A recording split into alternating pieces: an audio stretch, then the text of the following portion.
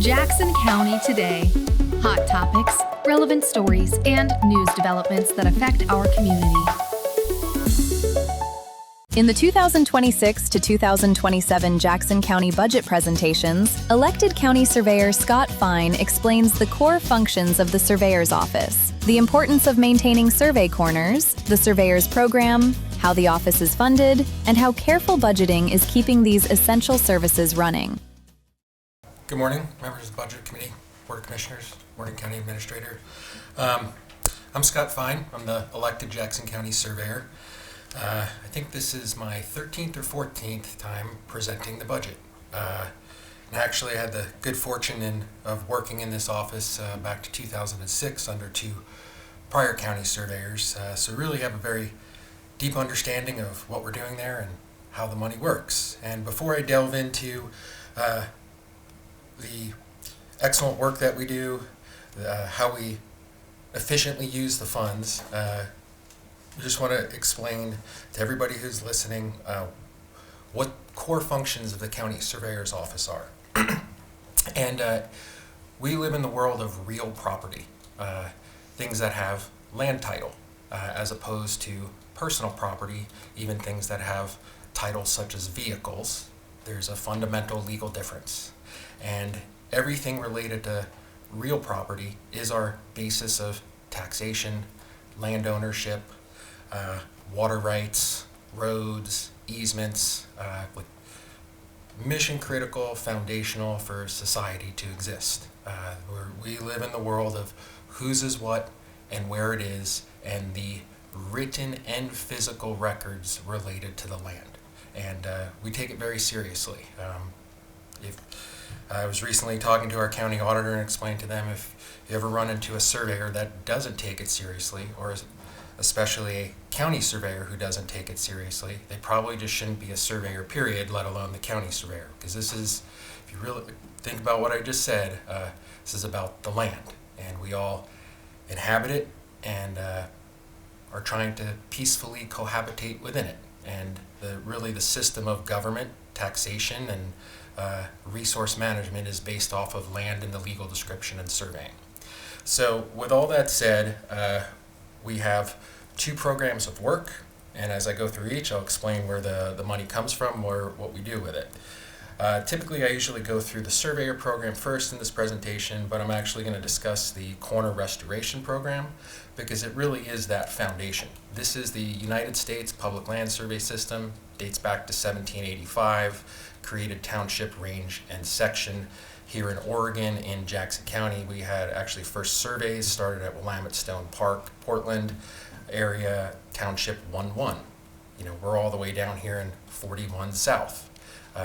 Each township is 36 square miles, 6 by 6. So those corners that were established by the federal government are still mission critical, in play today for the description and location of real property. Every legal description has to be tied to a public land survey corner or a corner of a parcel of a partition plat or a lot corner of a subdivision plat. But those plats, the exterior boundary, as we make small little town lots, have to be tied back to the public land survey system. When everyone stretches their legs today, I hope to take a walk over to Alba Park, and there is the quarter corner that was established by Medford's first mayor, J.S. Howard, and there's a commemorative plaque there. It's the beginning of the town site of Medford, and in terms of real-world application, when I surveyed the HHS building when it used to be the post office years ago, the legal description commenced at that corner. So these things are still in play today. We have roughly about 20,000 corners in the county. What our job with those is to make sure that they stay where they are and they don't move, and we keep exceptional records on them. And level of precision that we're working to, we're dealing with hundredths of a foot, sub-inch level. Because in surveying, and obviously if anyone knows anything about trigonometry, if you have an error in a triangle, the further you go, it projects, and you essentially have to, what us surveyors refer to as maintain control over the boundaries with these marks. And so the funding for this program comes through the county clerk's office, $10 per document, It's been the same fee since 1986. The funds are expressly dedicated in law. There's some very unique authority given to the county surveyor over the use of those funds. They're very, very restricted. I feel like since I've been the surveyor, I've done an outstanding job about being transparent and very accountable for using what those funds are, because prior to my time that was an issue. And maybe on some days a little too rigid in the use of the funds, but I just take that very seriously. It's spelled out in Chapter 225 of our codified ordinances even further. And so the Board of Commissioners back in 1985, when they established that, they obviously listened to County Surveyor Ed McGinney at the time for how specific these things should be to protect it for this purpose of these corners, because everything relies on it. So in terms of dollars that are coming in at the moment, clerk's recordings are about 50% of what they've normally been.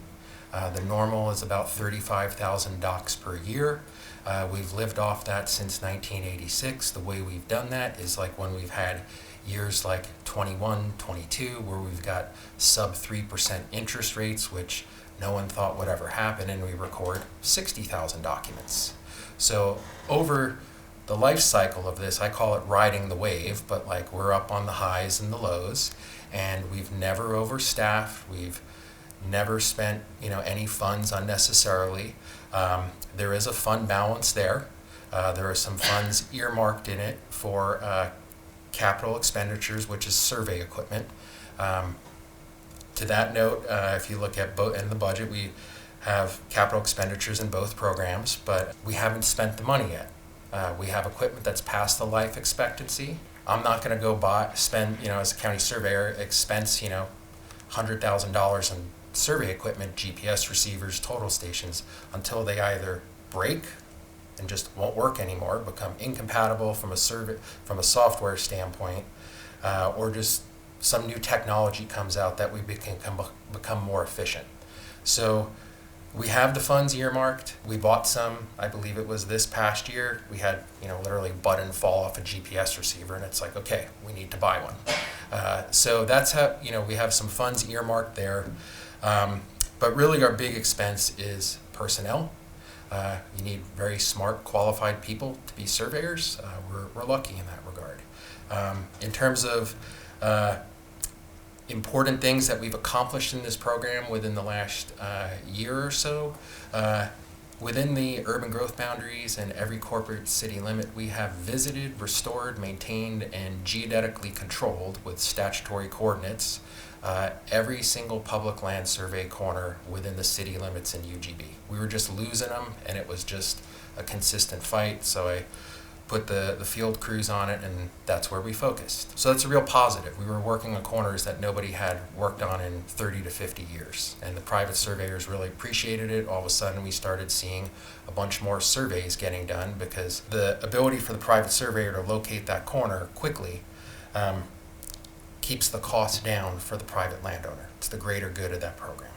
So in the sake of time, I'll kind of move on from the corner program, and but before I wrap up on it, just understand these corners, these records, every private surveyor, every title company, every landowner is relying on these corners to locate and describe property, as is the tax assessor, as is the water master, right, to deal with the water rights location. They're just super important. So these corners related to the surveyor program of the office, which is our review of maps and plats, because state law says before we can record boundary surveys, lot line adjustments, partition plats, subdivision plats, or condominium plats, the county surveyor shall make sure these certain things have occurred.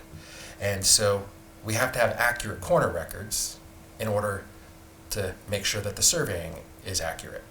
And so when we go through the map and plat reviews, we're looking at the land title, the survey history, really the legal components of what makes up a survey, not just the measurement, and not just the numbers. And we really work with the private surveyors to make sure that I would say we have flawless records and flawless products, and we really don't have a lot of boundary disputes in this county.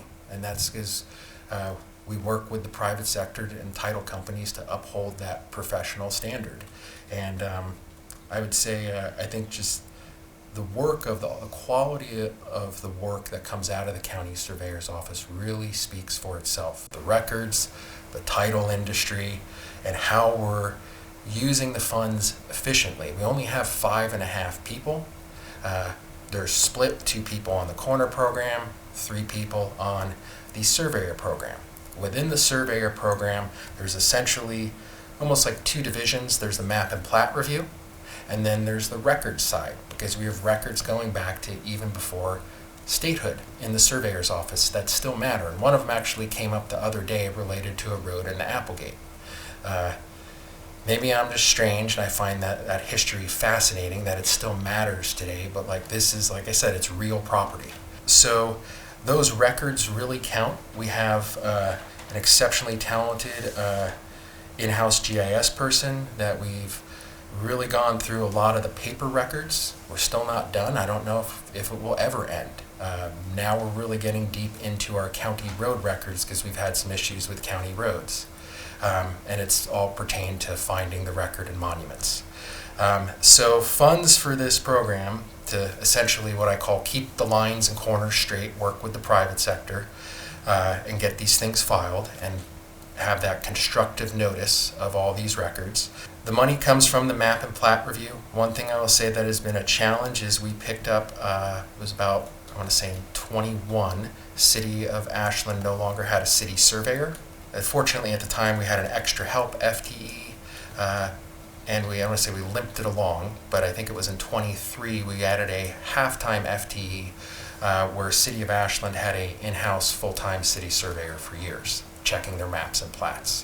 What's challenging about Ashland is they have some of the most unique land title history and earliest plats in the county, and then they've got unique land development laws that let them do things in a very tight manner, that the plats just take more time. And so from a fee standpoint, as we've been working with the auditor, trying to account for that, right, of like, how do we, let's say, charge people who are doing development in Ashland more? I don't necessarily think that's fair for this inherent system. But that's just a real world challenge there. We have the same issue in Jacksonville. What's different is why this, I'm going to say, burdened us a little bit a couple years ago is the fact that we just became responsible for it.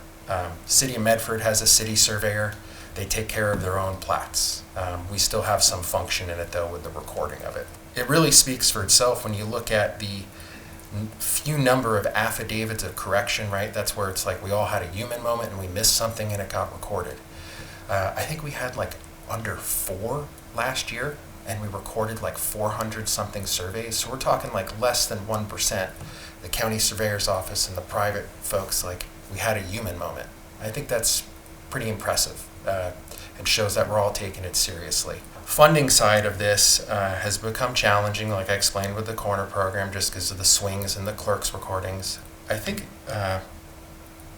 Commissioner Dyer, you were here in 14 when we enacted the surveyor services fee, and that was, I remember, worked very closely with Danny on that. We were trying to figure out for these unfunded mandates that are in ORS 209 related to the records, because we're not part of the general fund, we're a special revenue fund, and it was, I would say for that, like I'm, as a county surveyor, forever grateful, because that enabled us to keep the office open in terms of conveying the records and really have somebody full-time work on these things that ultimately have made it more efficient.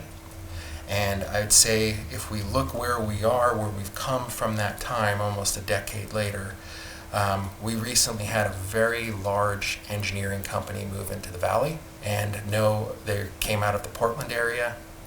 It's AKS Engineering. They purchased a number of survey companies and also engineering companies. And I knew a number of the surveyors that had been doing work down here.